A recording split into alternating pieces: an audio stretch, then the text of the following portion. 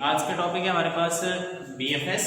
अगर हम simple tree की बात करें तो ट्री के अंदर जब आप किसी नोड को विजिट करते हैं तो नोड को विजिट करने के लिए या उसको ट्रैवर्स करने के लिए दो तरीके इस्तेमाल किए जाते हैं, जिसमें एक तरीका आपके पास कहलाता है BFS which is known as breadth first search और दूसरा आपके पास कहलाता है DFS which is known as depth first search.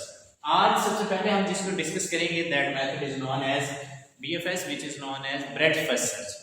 Breadth first search एक ऐसा एल्गोरिथम है, एक ऐसा मेथड है जिसके अंदर क्यू डाटा स्ट्रक्चर का इस्तेमाल किया जाता है और उस क्यू डाटा स्ट्रक्चर का इस्तेमाल करते हुए हम ट्री के डिफरेंट नोड्स को विजिट करते हैं या ट्रैवर्स करते हैं। क्यू को अगर हम देखें तो क्यू डाटा स्ट्रक्चर एक ऐसे मेथड को इस्तेमाल करता है जिसको फर्स्ट इन फर्स्ट आउट कहा जाता है। अगर आप बैंकिंग सेक्टर के अंदर देखें तो अक्सर बात जब एक मंथ के एंड पे इलेक्ट्रिसिटी के बिल्स वगैरह आते हैं तो मुख्तलिफ लोग जो हैं वो कतारें बना के अपने बिल्स को सबमिट कर रहे होते हैं। तो जो शख्स लाइन में सबसे पहले होता है वो सबसे पहले अपना बिल जमा करवाता है और बिल जमा करवाने के बाद वो सबसे पहले लाइन से खारिज हो जाता है। सेम इसी तरीके से अगर आप एक ऐसा मेथड इस्तेमाल करें जिसमें आप सबसे पहले कोई चीज़ इंटर करवाते हैं और सबसे पहले आप उसको एग्जिट करवाते हैं तो that concept is basically known as first in first out. Next BFS को एक और नाम भी दिया जाता है which is known as level based search. Level based search का मतलब ये है कि ट्री की अगर हम बात करें तो ट्री के अंदर लेवल्स का कॉन्सेप्ट है, जिसमें सबसे पहला लेवल आपके पास L0 कहलाता है, जिसमें आपके पास सिर्फ एक नोड होता है जिसको रूट नोड कहते हैं। इसके बाद जितने चाइल्ड्स होते हैं उन तमाम चाइल्ड्स को एक लेवल दिया जाता है, फिर चाइल्ड्स के सब चाइल्ड्स होते हैं तो उनको भी एक लेवल दिया जाता है। तो इसमें हम सबसे पहले लेवल को सर्च करते हैं, फिर उसके बाद नेक्स्ट लेवल पे जो नोड्स हैं उन तमाम नोड्स को सर्च आउट करते हैं, फिर उसके बाद सब चाइल्ड्स के जो लेवल्स हैं उनके ऊपर जितने नोड्स हैं उनको सर्च आउट करते हैं। तो पहले हम एक लेवल को कम्प्लीटली विजिट कर लेते हैं, जब वो कम्प्लीटली तौर पे विजिट हो जाता है तो फिर हम नेक्स्ट लेवल पे चलते हैं। तो हमारे पास एक एग्जाम्पल है, इस एग्जाम्पल को हम लोग देखते हैं जिस एग्जाम्पल से हमें समझ आएगी कि BFS कैसे काम करता है। अब यहाँ पे अगर आप लोग देखें तो सबसे पहला नोड जो है हमारे पास वो A है। तो ट्री का जो सबसे बुनियादी नोड होता है that node is basically known as root node और उसका लेवल जो होता है वो हमेशा के लिए 0 होता है। उसके बाद ये चाइल्ड हैं, इन चाइल्ड्स को एक लेवल पे रखा गया है, ये फिर चाइल्ड्स के सब चाइल्ड्स हैं इनको एक और लेवल दिया गया है, फिर सब चाइल्ड्स के सब चाइल्ड्स हैं उनको एक और लेवल पे रखा गया है।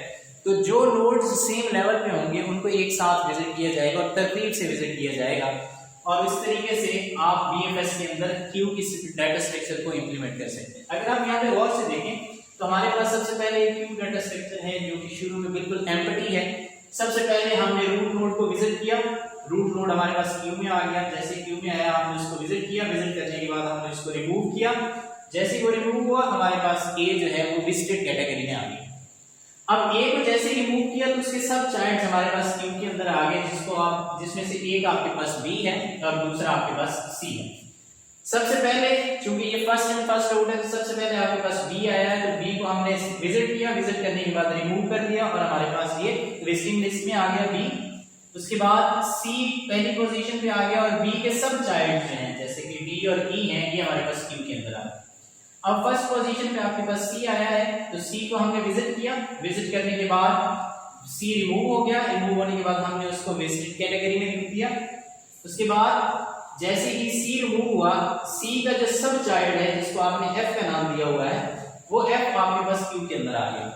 उसके बाद सबसे पहले जो नोड है वो D है, D को हमने रीड किया, D रीड होने के बाद क्योंकि D का कोई सब चाइल्ड नहीं है तो क्यू के अंदर कोई नई वैल्यू नहीं आई। फिर आपने E को रीड आउट किया तो E को रीड करने के बाद हमने इसको विजिट कैटेगरी में रखा। अब चूंकि E का भी कोई सब चाइल्ड नहीं है तो हमने कोई नया नोड क्यू के अंदर इंसर्ट नहीं करवाया।